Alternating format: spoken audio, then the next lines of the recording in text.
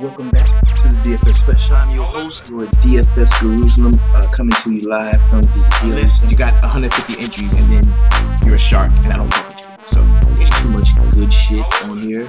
This is the often imitated, never duplicated. I'm here with my lovely co-host. Thank y'all. Stay safe. Enjoy. I may have been calling in to work. You're gonna be in the running for the Snowflake of the Year. Get your shit together with your snowflake thing. I'm here at the crib, man, and I'm just finishing up. Stop. Throw them bitches in the main. I'm telling you. You're gonna see the results, bro. You're gonna see it. This is what's really gonna help you out. You know how I feel about the home dogs. There's a lot of fight in the home dogs, and I really think a lot of shit to go over tonight. Who that scored all them points over there? Player of the night. Get him in your lineups. Get him in there, and let's go get this money. Thursday, let's go, and remember, in the sweatshop, we always keep it 300.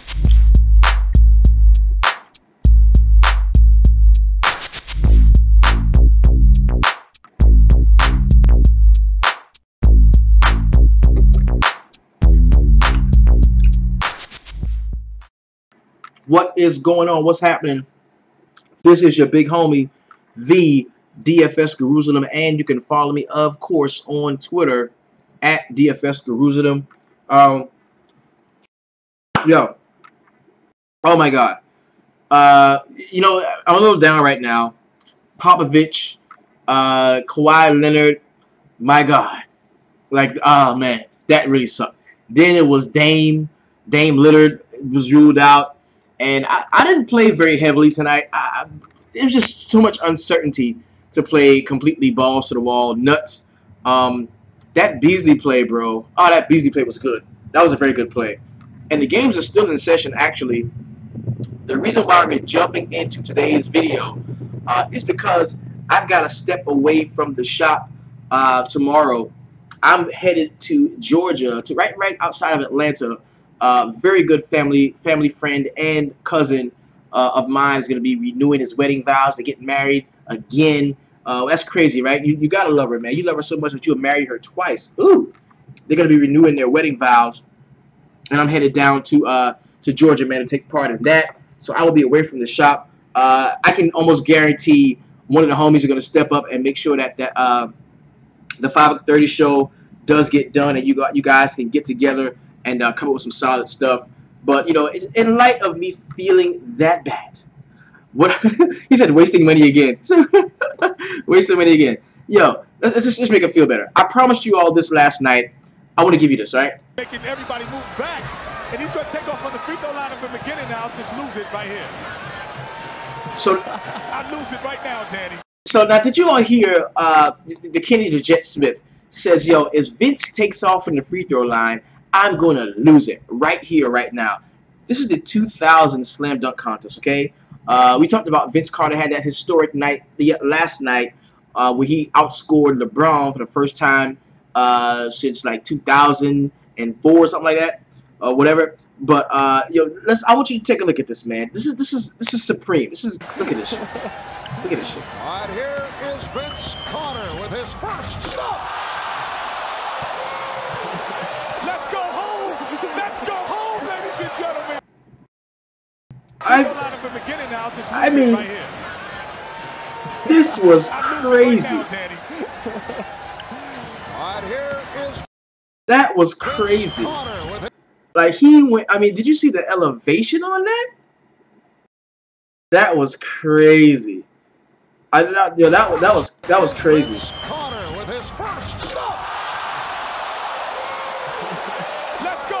Look at Shaq. Let's go home, ladies and gentlemen. Let's go home. He said, let's go home. Let's go home. that was crazy, bro. That was nuts, bro. Hey, that is a reverse 360 So, going against the grain. Going against the grain. This building just exploded. Brings it around and throws it. Oh my God. Nuts. That's called a gainer. Nuts. Shout out to the big homie Vince Carter, man. We love you, bro. This should be his last year playing, man. We fucking love you, Vince Carter, man. So let's go ahead, jump into we're not going to roll into our regular formatting of the show. I'm going to just dive straight into this 9-game slate of NBA that we do have. We do have 9 games. I'm going to roll straight into that. Hope you all had a solid night. I'm looking to get my buy-in back on DK. I could make a little something on FanDuel, so hopefully that's going to go well. First game we got on the slate is going to be the Houston Rockets going to DC to take on the Wizards. And you've got James Harden here at 11.8.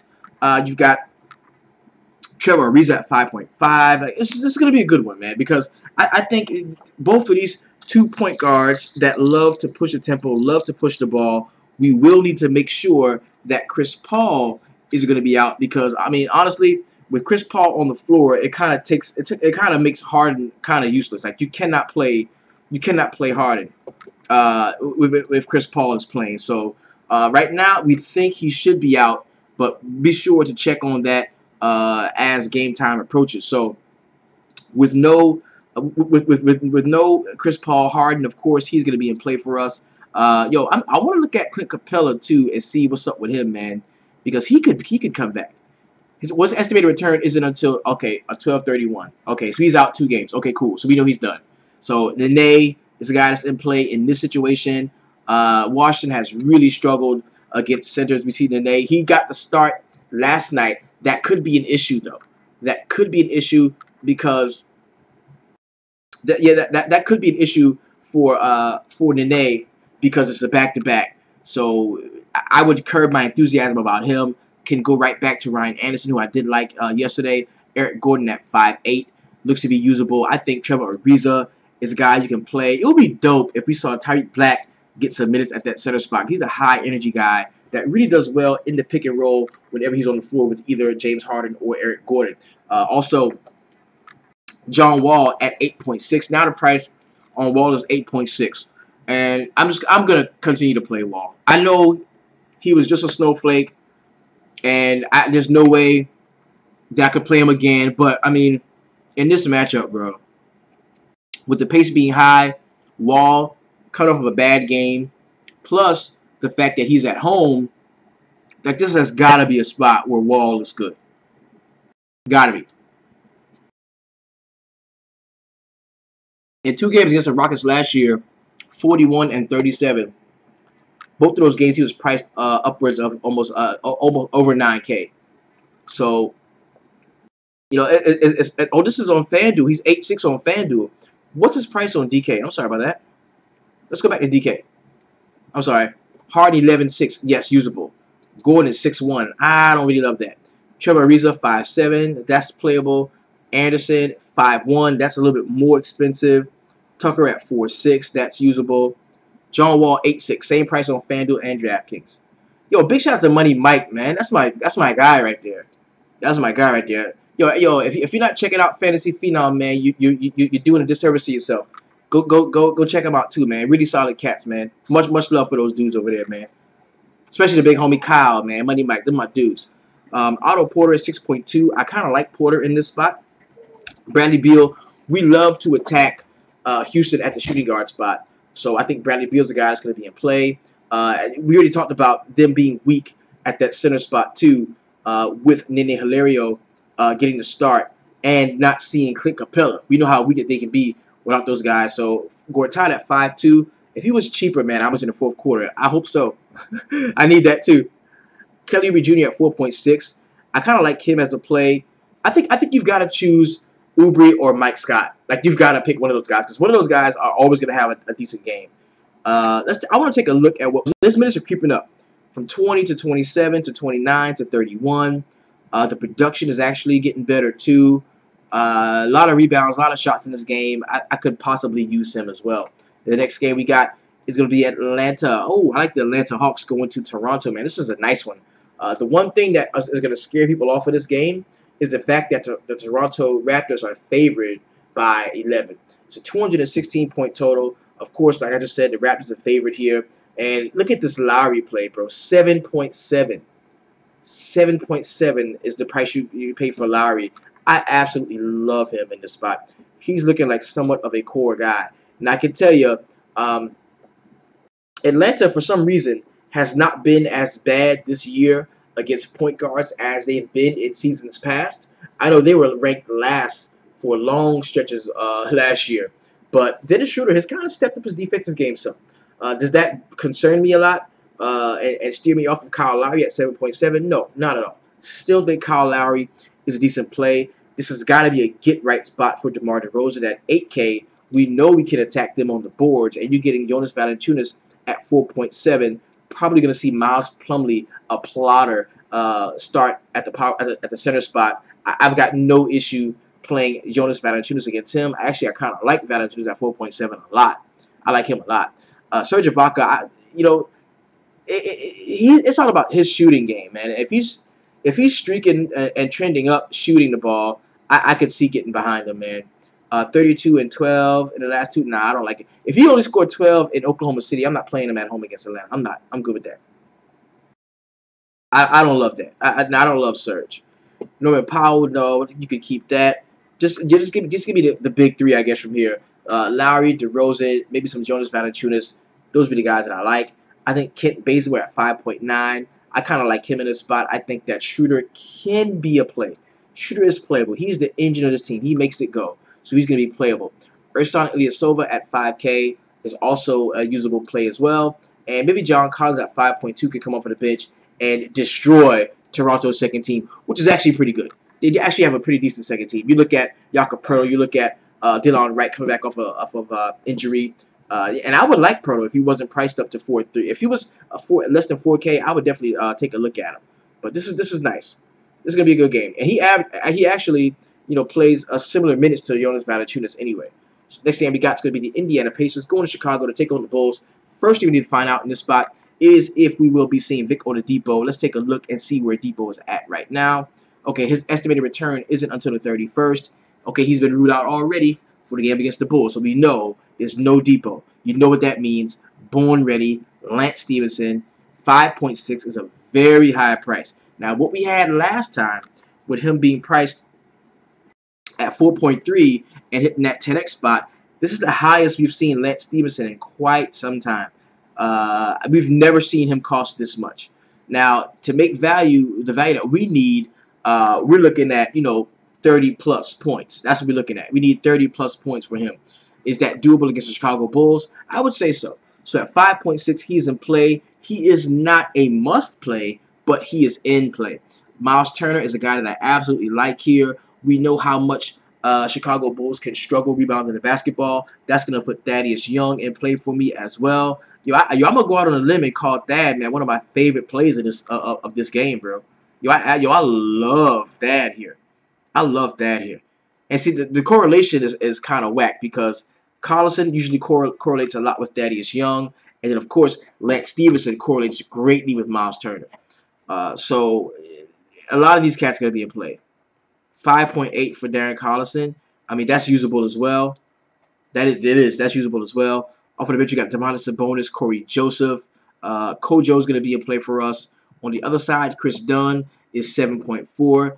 I can play 7.4. Their perimeter defense really hurts without Depot on the floor. He's a big-time help defender. So this does open the floor a little bit for Chris Dunn. I think at 7.4, he could be a solid play. Marketing at 5.3. I wouldn't mind marketing here. I'm waiting for the price to really go down on Nikola Mirotic. 6.2. Why not just start the fucking dude, man? Just start him or go small, man. Get Robin Lopez out of there, man. Just do it. One of the worst rebounding centers in the league, man. You can't trust that dude. You really can't. Justin Holiday, 5.5. I think he is playable. I can play Justin Holiday. I wouldn't have an issue there. Bobby Porter's at 4.5. Don't love that. Don't love Jerry and Grant. I've seen all I need to see from this one, man. You give me Chris Dunn, marketing, some Justin Holiday, maybe a little Nikola Mirotic. I'll be good there. Next game we got is going to be the Brooklyn Nets and the Miami Heat. Hassan Whiteside is 6.8, baby. Oh, man. Is he going to get minutes or what? He played 18 minutes last game. So, what we're listening for today is if he is going to see an increase in minutes. And if that be the case, we can easily target the Brooklyn Nets in the front court. We can easily do that. And at 6.8, man, him paying off that salary, he can do that in a quarter. I ain't gonna lie. He really can.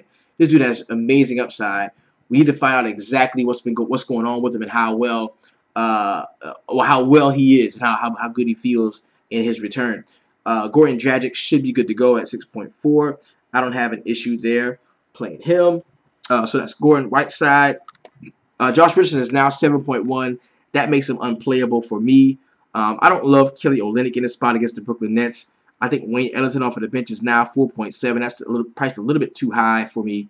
Dion Waiters should be out. Dion Waiters and Justin Fields, those guys should definitely be out. They should be out. He is listed as out for Friday. Yeah, he should be out. So, of course, that's going to increase exposure to Tyler Johnson at 6K. I think he is most certainly playable. And, yeah, we can play Olynyk at 6.3. We can do that. On the other side, Damari Carroll does stand out to me. Under 5K, solid matchup. I can use him. Rondae Hollis-Jefferson, bro. This dude has been pretty lit over the last few, man. He's been very good. What's that do to Ellington with Dragic back? It really hurts Ellington. It really does. Yo, check out Hollis-Jefferson, bro. Dude's been pretty lit, man. 46, 35, 27, 33, a 31-point game before that. He's been doing well. He's been doing well. So I kind of like him. Dinwiddie at 6.5.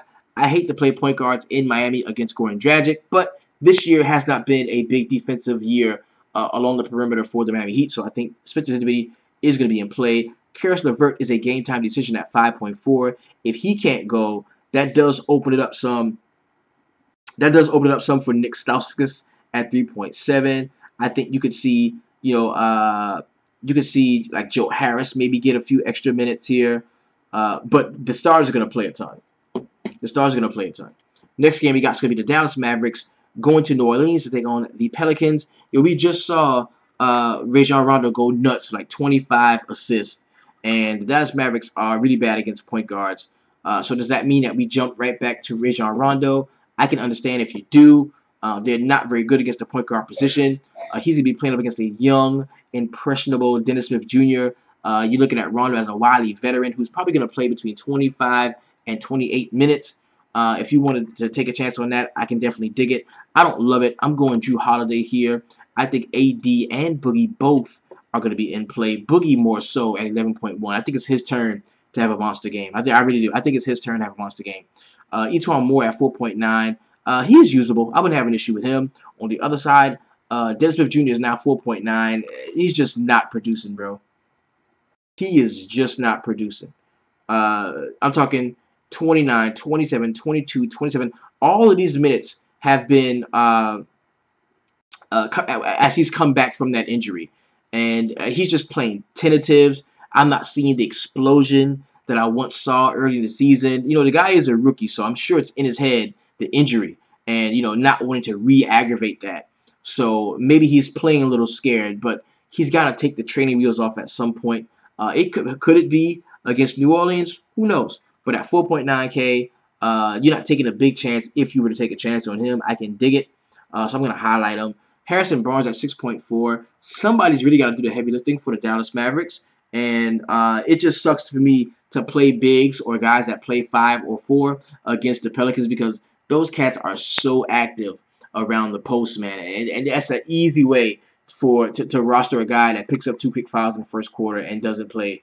It doesn't play anymore in the first half. So I'm going to be staying away from a lot of these bigs here. Maybe some Wesley Matthews at 4.3 could be a usable play.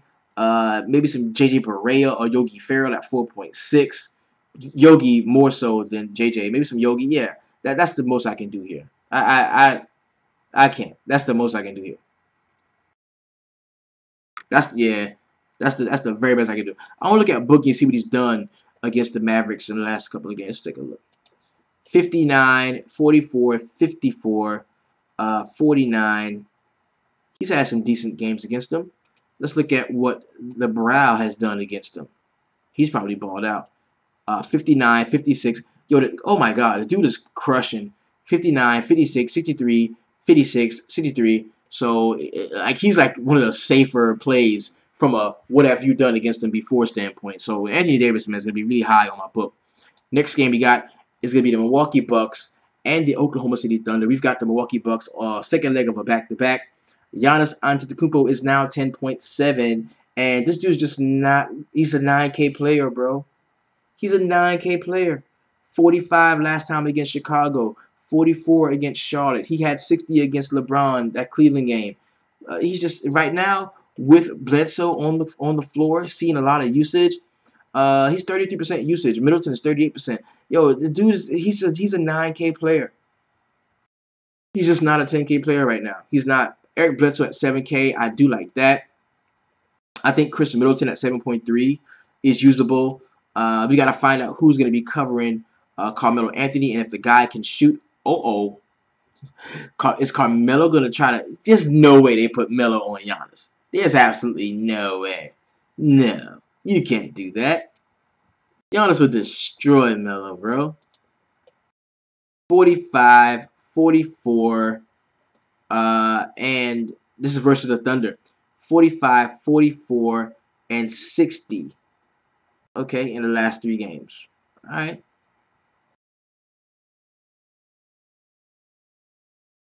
Oh, versus the Thunder. 43 last time. Yeah, I can't play him. I can't. And I can't play Melo here either at 6.1. But Westbrook, of course, he's in play 11.5. I think that's a very usable guy. Whenever I really like Westbrook, I've got to look at Steven Adams too. A lot of his, most of Steven Adams' points come on assists from Russell Westbrook, so I've got to take a look at him too. Plus, I'm not scared of John Henson, and I'm not playing John Henson at all against Steven Adams here. That's gonna be all my exposure. I don't really love this one. Maybe some Malcolm Brogdon at 4.9. Other than that, nah. Next game we got is the Phoenix Suns and the Sacramento Kings. You can definitely give me all the D Booker. I love him. Devin Booker at 8.5. He's priced up, but I still think he's playable. I hope he's cheaper on FanDuel because I'm going to have a lot of them there. TJ Warren is now finally priced in a spot where I think it's good. 6.7. I can play you right now. I can play you there. Definitely. We got Tyler Ulis at 3.7. That could be a possible play. If he's starting at 3.7, that could be a sneaky play that's usable. On the other side, Zebo, of course, is in play for us at 6.6. George Hill still cheap at 4.9. If we have injuries still, De'Aaron Fox still out, so that means that George Hill and Frank Mason Jr. should see a fair amount of minutes. So I think you can pick your poison between the two of those guys. But I do like them both, just not in the same lineup. I think I can play either one of them. Depends on who's starting and how that goes. Booker is 78 on FanDuel. Fuck yeah, give me that. Give me that. Willie Cauley-Stein at 6.3. That price is just up a little bit too much for me. I don't love that price. Bojan Bogdanovic, man, 4.6. I'm gonna use that because I think that he's a streaky guy. I had a really good game last time out against Cleveland against LeBron, so I think he could be in a solid spot to run something. Next game, you guys gonna be the Charlotte Hornets and the Golden State Warriors. Bro, y'all just played these motherfuckers, man. Y'all, it's the only team y'all play. What did Kemba do against them last time? Yeah, Kemba had a gem. And this was in Charlotte, bro. Yeah, Kemba had a gem. He dropped 44 against them last time at 7.8. That wasn't bad. Kemba's in play for me. He is. I like Kemba. And like I always tell y'all, bro. Like I always tell y'all, man. They don't do that, man. Like, Charlotte does not do that. They stick to their guns, bro. Look at this. He still got 30 minutes. Like, he still played 30 minutes against Golden State. Like, they don't play that shit. You're not gonna run Dwight Howard off of the floor. He's like their best. I would say he's their best player. He's their most physically imposing player. The guy that they go-to guy that they use the most, and it's Dwight Howard. They fucking love him, and they give him the ball. And it doesn't matter what Golden State does. They're gonna keep. Dwight Howard's gonna get us 30+ minutes. So now that being said, do I want to play him against Golden State? Probably not. But I'm just saying, if you like him, he is gonna get minutes. You don't have to worry about him getting run off of the floor. Nick Batum at 5.3. That is kind of interesting to me. Just the fact that he's so cheap, and I think he's getting closer and closer to being okay, to that elbow being okay. He's getting closer and closer to that elbow being okay. And I want to be on the inside of that curve when he does swing in that positive direction. So 22, 32, and 23 in his last 3 games. I can see that. That looks good. He is progressing and improving. I'm going to have some exposure here. MKG at 4.2. He is going to be tasked with playing Kevin Durant. And Kevin Durant doesn't go to the basket enough for me to be worried about foul trouble with Michael Kidd-Gilchrist. Plus, he's a very heady defender, knows how to play tight defense without drawing a lot of useless fouls. So I think that Michael Kidd-Gilchrist is going to be in play for me. Jeremy Lamb, they're going to need Jeremy Lamb. Yo, remember what I said? They're gonna need both of these cats. They're gonna need Jeremy Lamb and Frank Kaminsky if they even suspect, even if they even hope that they're gonna be in this game. Yo, mark my word right now. Jeremy Lamb and Frank Kaminsky. I like these cats. I like both of them actually. I like both of them. They're gonna lead that second team and do it well. So I think those guys are gonna be playable. I have no issue with playing one starter and one guy from the bench. I think that's a very solid way to go to approach the Charlotte side of this game. The other side, KD 10.6. I like him. I like him. And you know, funny thing is Steve Kerr, like he's gonna do like some little like shady bitch shit to keep he's gonna try to keep MKG away from Durant. Like he's gonna switch up the rotation a little bit. They do that. They hide Kevin Durant because he's a very soft motherfucker. Like they love to do that. Like whenever like there's a big time like good defender coming into town, they hide Kevin Durant in different packages and have him run different rotations. And they're gonna try to do that some. So I think Kevin Durant can still get his game on and still be a solid play. Klay Thompson, I kind of like Klay at 6.7.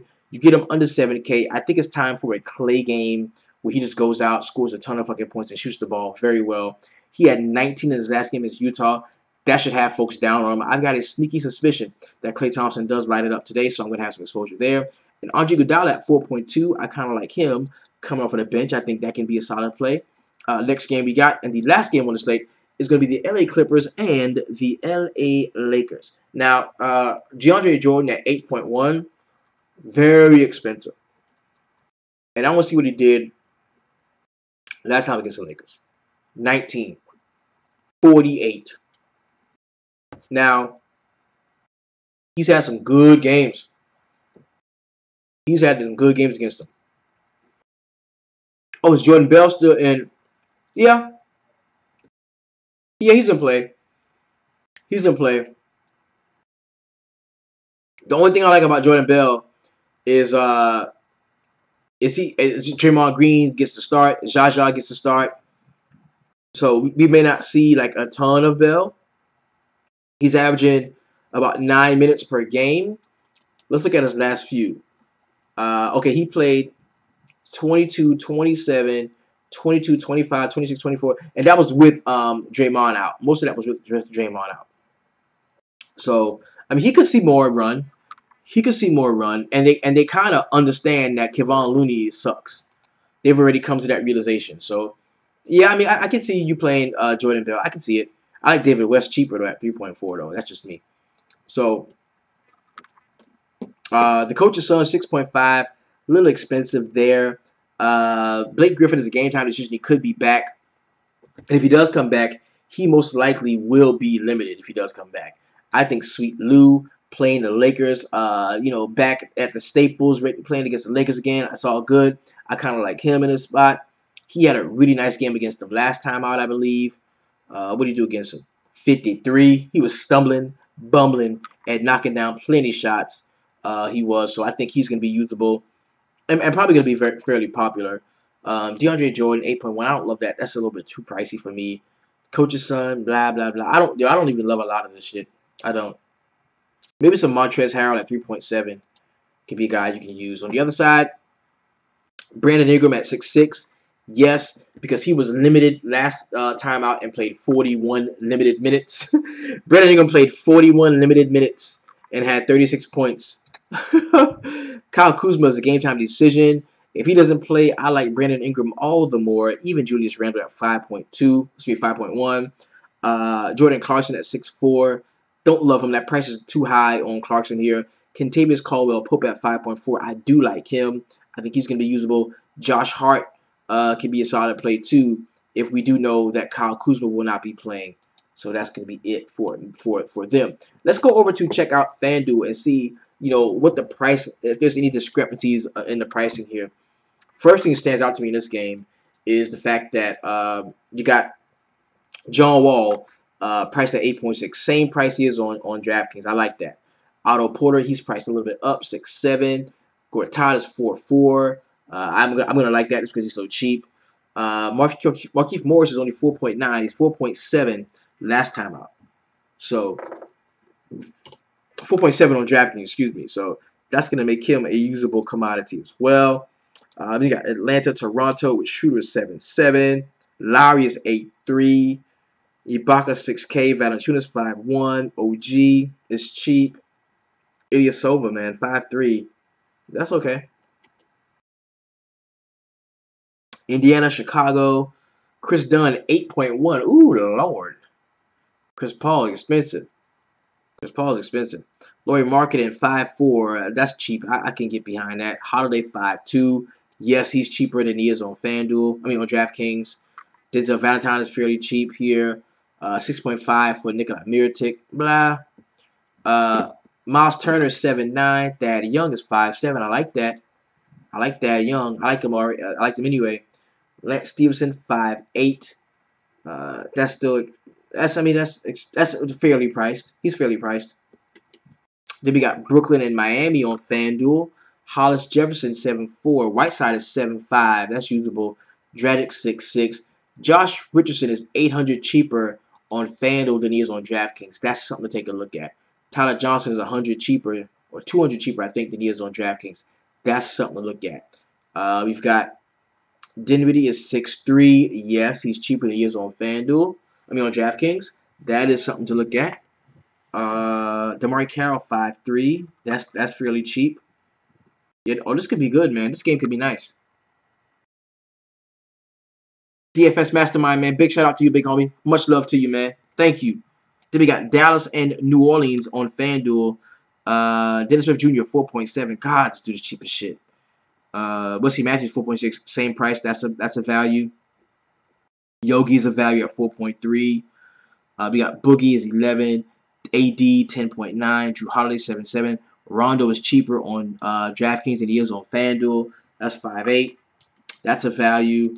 Milwaukee and Oklahoma City. Russell Westbrook, man, 11.5. Paul George, 8.4. Melo's a little bit cheaper at 6.1 than he is on DraftKings, but I want to play him against Giannis' defense. I just don't. Steve Adams is priced up to 7.4. On the other side, we got Eric Bledsoe, 7.4. That's not bad. That's not bad. Giannis is 11.3. I can't play that much for Giannis, bro. He's a 9K player. Giannis is a 9K player. John Henson 5.2. Don't want any of that. Then we got Phoenix and Sacramento. Where D Book 7.8. Yes, lock him in. Lock me into Devin. Give me the cuffs. I'll put myself in. D Book against Sacktown. I like that. Hasn't really balled out there. Played him once early this year, and in 29 minutes had 35. But I like him. I do. I like him. TJ Warren is 7.5. He's priced down below 7K on DraftKings. Tyson Chandler should get the start in this spot, and I want a piece. I want a piece. I like Tyson Chandler. I wouldn't have an issue there. Yeah, give me some Tyson Chandler. He's 4.5. I wouldn't have an issue there. That could set you up at the center spot. Zebo 5.8. Zebo is cheaper on FanDuel than he is on DraftKings. That's usable, bro. George Hill all the way up to 5.5. Frank Mason is 3.7. That makes him usable for me. Malachi Richardson, he did get the start last time too, but he didn't play a lot of minutes. He didn't. We got Charlotte and Golden State on FanDuel with Kemba 7.5. He is he's cheap. He's cheap on DraftKings. What's Kemba's price on DK? Let's go take a look. 7.1. 7.1. He's a little bit more expensive on FanDuel, so I don't have like an overwhelming interest there. Nick Batum 5.6. That's 300 more. Still usable. MKG. KD is 11.3. Draymond, Clay. No discount for any of these cats. Kaminsky and Lamb. Those guys are still priced appropriately. And then we got the Clippers and the Lakers to close out tonight, where DeAndre Jordan is cheaper on FanDuel than he is on DraftKings. DeAndre Jordan is 8.1 on DraftKings. He's 7.7. You get a $400 discount on FanDuel. I think that's usable. I really do. Rivers is cheaper at 6.2. He's 6.5 on DraftKings. Sweet Lou 7.1. I like the discount on Sweet Lou. So I can pretty much tell you right now, my shooting guards are Sweet Lou and D Booker, which gives me my late night hammers. So I can ball out in the early game. See what I'm saying? I kind of like that. Then you got Montrez at 3.9. That's usable. Blake Griffin's a game time decision. We already know that. Then we got Brandon Ingram at 7.3. Yeah. Kentavious Caldwell-Pope 6.3. Clarkson is 7. Yo, Clarkson is 7K. That is nutty. That is nutty. That is nutty. Bogut, Randall, Lance Jr. 4.4. What's Larry Nance Jr.'s price tag on 4.3? Okay, so he's usable. All right, so we went across both sites, man. Check that out. Laid down the slate and got a really solid, what I feel is a really solid player pool, man. If you want to chop it up a little bit further, get in with us in the line drive at 5:30. Yo, it's very simple, man. You go to the website. It's www.dfssweatshop.com. Upon your paid subscription, I will welcome you into the very best Facebook group online where we get it in, we chop it up, we build winning lineups. Much love and respect to everyone. Thank you all for enjoying the stream and enjoying the show. Do not forget to like, comment, subscribe, share, whatever you have to do, man, to help us get the word out there, man. Much love to everybody, man. Y'all have a wonderful and profitable evening. I will see you all tomorrow. And remember, yo, we keep it real, we keep it honest, and we always, always keep it 300. Peace. We out.